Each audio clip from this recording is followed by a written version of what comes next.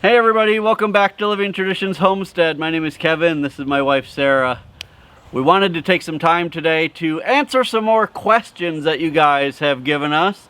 A lot of times we like to do this where we just answer questions that you guys specifically ask so that you can get to know us a little better and we can directly answer some of the questions that you guys have. We've had a lot of new subscribers lately, and so we're getting a lot of questions about us personally and our family. So we thought today would be a great day to share some of that information with you all.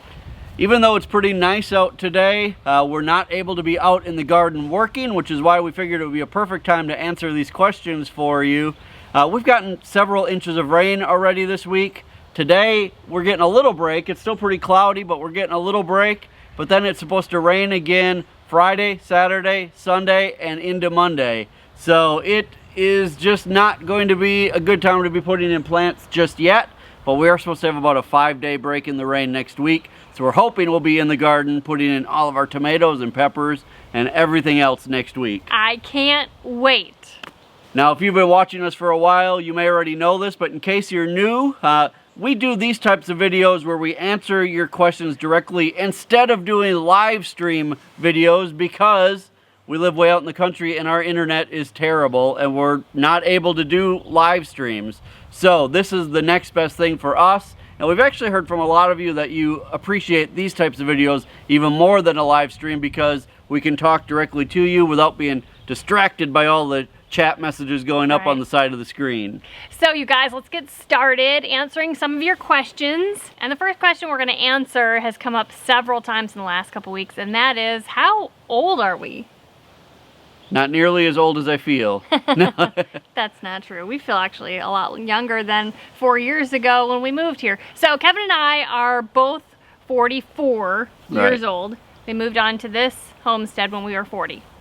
The other question that people ask related to that same kind of thing is, how long have we been married? And we've actually been married for 22 years. We got married when we were 22 years old in 1998. We actually started dating when we were 19 years old, not even 20. So we've kind of grown up together. It's been an awesome, it's been awesome. Right. Yep. After we got married in Wisconsin where we grew up and lived. Yeah, we both grew up there. We get questions too, like if I was in Phoenix and you grew up in Wisconsin, how we met. No. We actually both grew up in Wisconsin. Right. And then right after we got married, we moved to southern Texas. We didn't really like it there, so we moved to Phoenix. We spent almost 20 years in Phoenix, and then we moved here to Missouri about 4 years ago. People also are wondering what we did for careers before we decided to full-time homestead here in Missouri. I primarily worked in human resources. I was a human resources executive for many, many years before moving here to full-time homestead. And I actually worked in sales for a while in dental sales. And then the last part of my career was spent in government sales, federal contracts and things like that.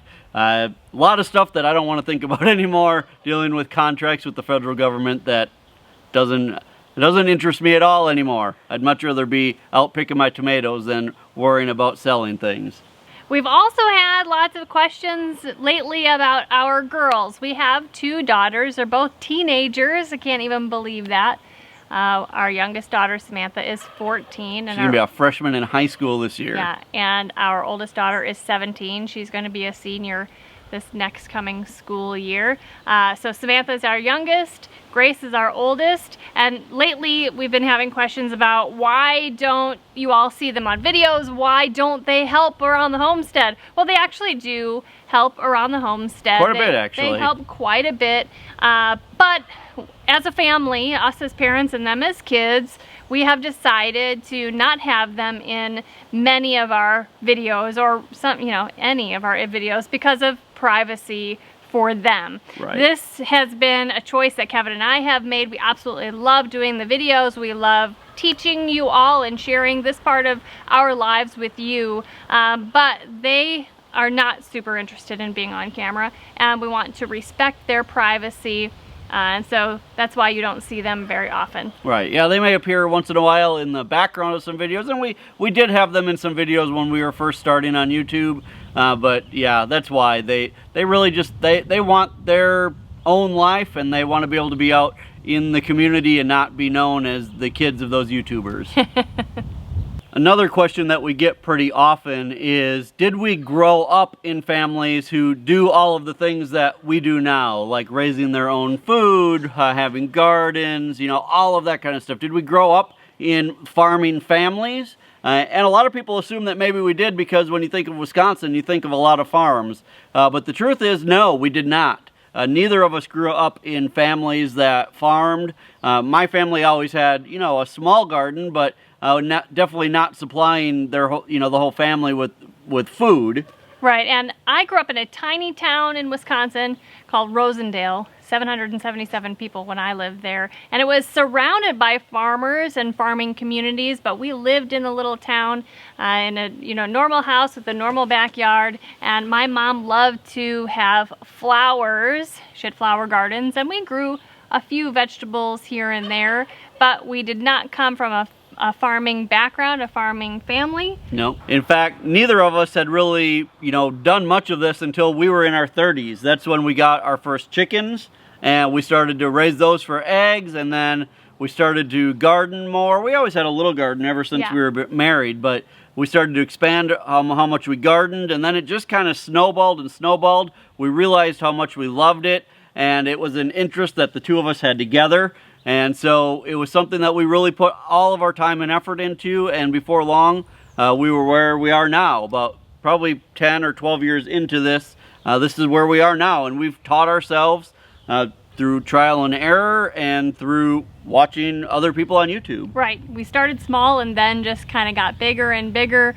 From one house to another, we were always thinking, let's get a bigger backyard, a bigger size property so we can do more and more and grow more and more of our own food. At our last house before we moved here, we had a property that was about 1.25 acres or acre and a half.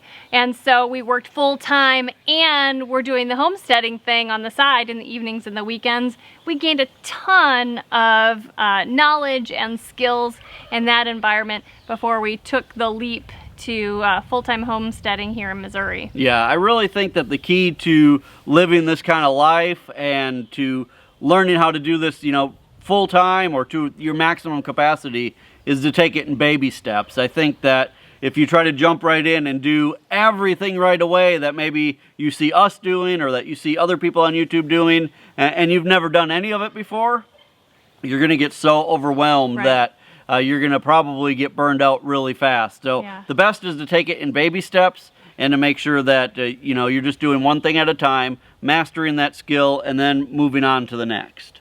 So let's move on to questions specifically about our homestead. One question that we get a lot is just general, how big is our property here? How much land do we have? Our property here is about 15.5 acres, but only about 3 acres of it are cleared enough to actually use as homesteading property. And along with that question, we do get a lot of questions about whether the size of our property is, if we feel like it's a good sized property for what we're trying to do here. Now, I think 15.5 acres would be plenty. The drawback for us is the amount of that land that is cleared, the about 3 acres. The rest of it we use for hunting and wildlife and foraging, and we absolutely love that. But we do feel like the 3 acres of cleared land is a bit limiting for us. I don't think that originally when we moved here, we thought it would be limiting, but now since we have a cow, we do feel like we have a limited amount of grass and pasture for her to graze, and we feel bad about that. Right. I think when you first leave the city and leave a tiny backyard or even like a 1 acre piece of land in the city and you come out to the country, 15 acres sounds like a ton of land, and it is in comparison, and you're super excited and you feel like the possibilities are endless. But after you're out in the country for a while and you start to get more feel for what you want to do and the direction that you want to go, I would agree that really, if this were 15 acres of just open land, that would be plenty for everything that we want to do. But the 3 acres or so that we have cleared really isn't enough. And so if we had to do it again, we would look for a place that had more cleared land, more pasture land, so that we could, probably get another milk cow and move on to some other things. Though, I think that when we moved here, we didn't really have a total understanding of what we'd be wanting to do in the long term. I never ever thought that I would want a milk cow or any kind of cattle for that matter. So the amount of space that we had here we thought would be perfect, but we've just kind of, evolved in what we want to do and what our interests are. So that's why things have changed. So our experience may be absolutely different than your experience or other homesteader or other small farmers' experiences, just because of what everybody wants to do is so individualized. So it's hard for us to answer the questions when we get them about, how much space, how much land should you all be looking for when you look for your perfect homestead. So I guess the real answer to that question is, if we had to do it all over again, we probably would not buy a piece of property that only had 3 acres of open land. We would look for a place that had more open land and more room to be able to easily expand. I mean, we could log our land and knock down 10 acres of trees if we wanted to. That's not something we're really interested in because we don't really believe in just bulldozing a bunch of land. But so we would look for a place that had more open land to begin with, instead of buying a place that was as wooded as this place is. And the last question that we want to talk about, which is actually just a recurring comment that we get a lot, is about how well Kevin and I work together as a team and how much you all enjoy watching that, but how do we do it? I'm not sure we have a really huge secret about how we work well together, but we really do. We work together every day. Not every day do we not get into some type of disagreement about how things should go, but for the most part, we don't. We really don't argue very much when we're working, and I think it's because we just always have a common goal. We know the goal of our homestead, we know the goal of whatever project we're working on, and we're just working toward that to get it accomplished. We also have very similar interests, and right now we have similar interests. That doesn't mean that our entire marriage we've always had the same interests. So we've realized over the course of going on 22 years that it's important for us to have common interests so that we spend time together and continue to grow close to each other rather than growing away from each other with interests that we don't share.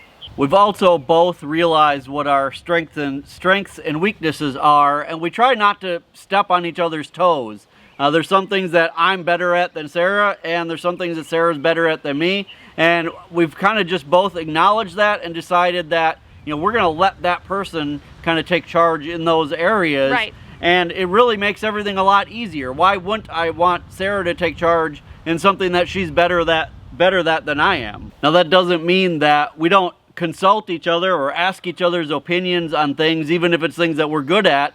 For example, if I'm building something and I'm generally a better builder than Sarah, I may still say, hey, come over here and take a look at this, or give me your opinion on this. Does this look right? I mean, it's never bad to have a second pair of eyes looking at something or giving an opinion. But at the end of the day, we know our strengths and weaknesses, and we just work toward that common goal. Right. So what we would like from you guys is to ask us more questions and put them in the comment section below here so that we have a great starting point for our next Q&A video. Whether that's about how we do something or about us personally, what do you guys want to know? And make sure you let us know that by putting it in the comment section below. We hope this answered some questions for you guys. We hope you got to know us a little bit better. We hope that you're enjoying our channel, and we hope that you'll be hitting that subscribe button before you leave. If you're enjoying our channel, remember, as always, the absolute best way that you can help us is by sharing our videos with all of the other people on your social media so that they can watch them as well. And until next time, thank you so much for stopping by our homestead. Take care, and God bless. God bless.